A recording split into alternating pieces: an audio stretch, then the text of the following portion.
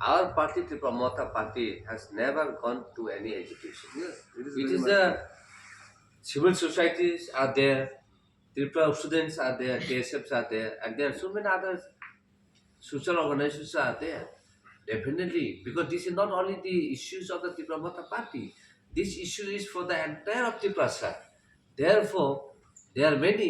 If today Tipra sir people or the Tipra Mothaya is not doing any agitation, definitely the other organizations and other social organizations they will come forward.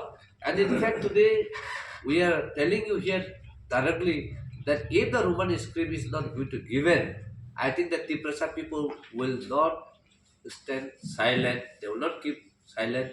I think this will become an indefinite agitation till we get the Roman script. That The is what I see. prescribed time of 6 months, we did not organize any agitation as per the discussion. So the question is does not arise. Yes. We did not perform any movement on those days. And Six in months. fact, the same issues are there in the tripartite agreement. Why the chief minister could violate that?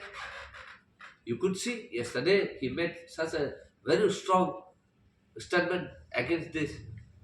In our tripartite agreement, it is all mentioned socio-economic and cultural rights, language right, political rights, and land rights. So many points are being included. What does it mean when we say cultural right, when we say language right? So it is there.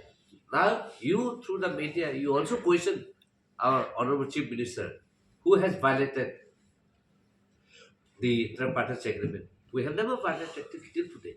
Till today, Bubakara has never said anything against any party or anyone. No, festival.